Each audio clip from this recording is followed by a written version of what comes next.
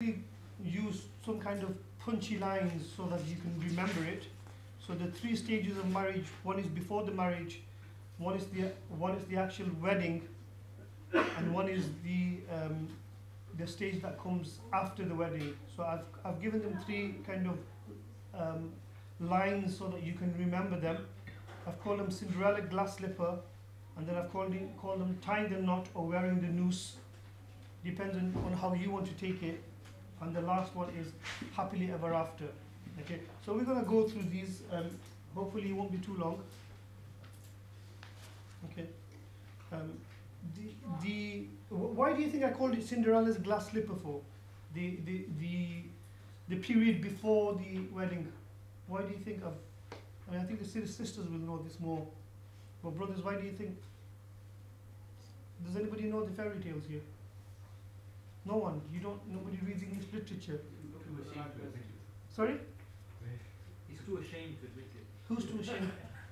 Who's he to admit what? Very vague. Who's too ashamed to admit what? I think we all know about these fairy tales, like these fantasies and all these things. Sorry? Fantasies. And What's fantasies? it's the perfect romance leading to the perfect marriage. Yep. So Cinderella's glass slipper. Basically, in this period, what happens is that Cinderella loses her glass slipper, and the Prince Charming goes round looking for the person who fits. So that's the perfect bride. So basically, the fact that he's looking for a perfect bride, and so that's why I call it Cinderella's glass slipper stage, so that you can remember it. There's three situations here. There's the informal stage where you actually go and look for somebody. There's the formal stage where you kind of make things very formal, get your parents involved, and then the consolidation stage where everything is nearly, you're nearly getting married just before the marriage. And choosing the perfect spouse, the concept of kufu.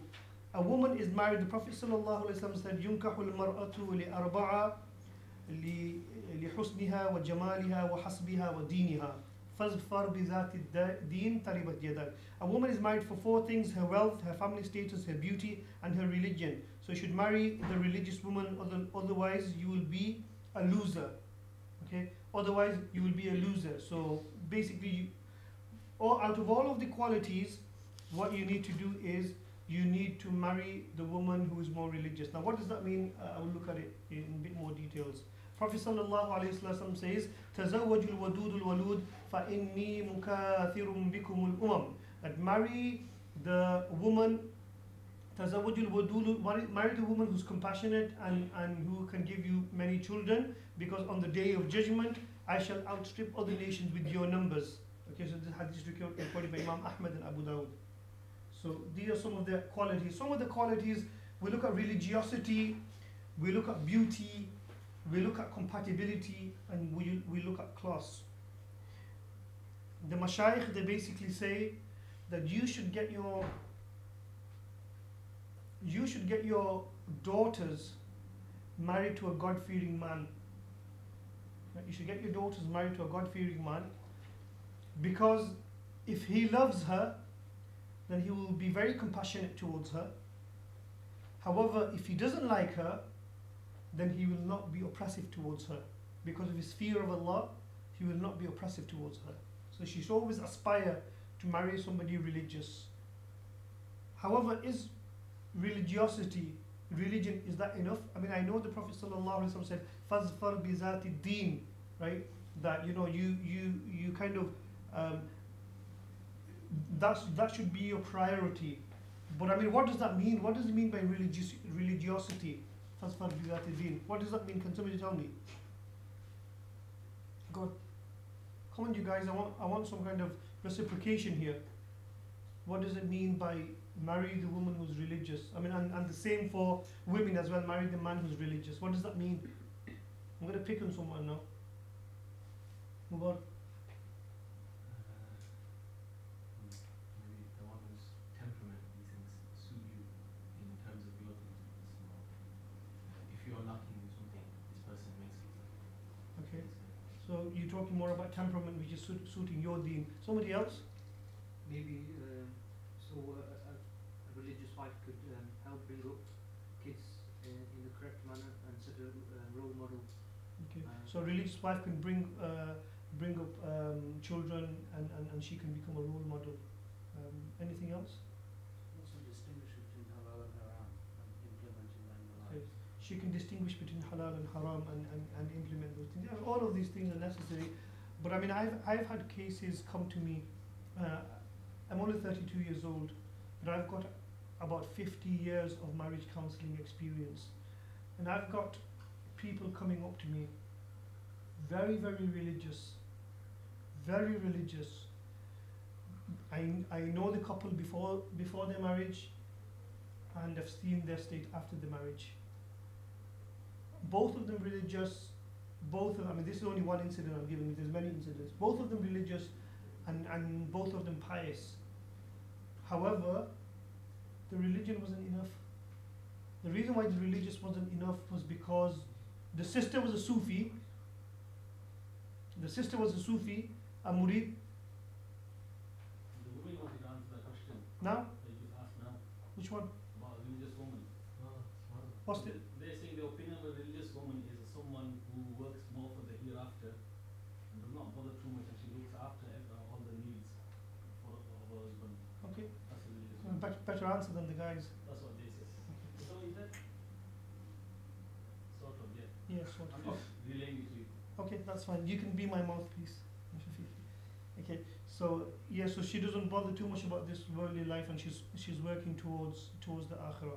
But the point that I'm trying to make here is that a lot of you guys and sisters who are here, and you are looking to get married, and one of the reasons why you've come to the fiqh of marriage is so that you should know your rights and regulations and who to look for and what to look for.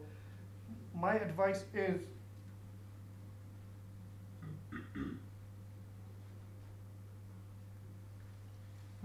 to you is that don't only go with religiosity just because somebody is very pious and he adheres to a particular murid, or he goes to halaqah, or he goes to a particular school, or even if he is an alim.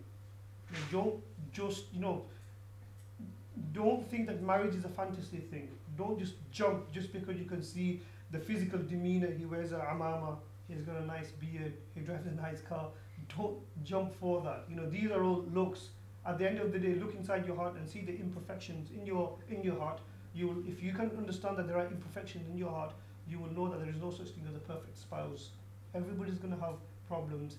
But this particular case that I was mentioning, both of the husband and wife, they were really pious, and afterwards, after the marriage, 6 months went by, and this sister, she didn't send any kind of email. I mean, she did apologize. She said, "Brother, I will be kind of busy.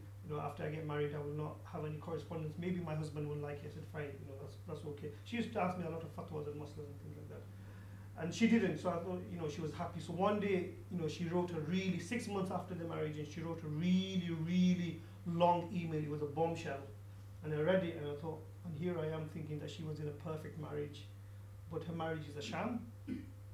And basically what she was saying is, she said that, I got married to somebody who's educated, somebody who's religious. I found out about the family background, they were religious, but we see that there is so much incompatibility in not our attitude, so much incompatibility in our religiosity. What that means is that I adhere to a particular strand of religiosity, where my husband adheres to another particular strand. So she was coming from a very Sufi background. She was murid to a sheikh, where her husband didn't believe that, and the sheikh came in between their marriage. So every time the name of the sheikh used to be mentioned, he used to get really angry and banned her from mentioning the sheikh.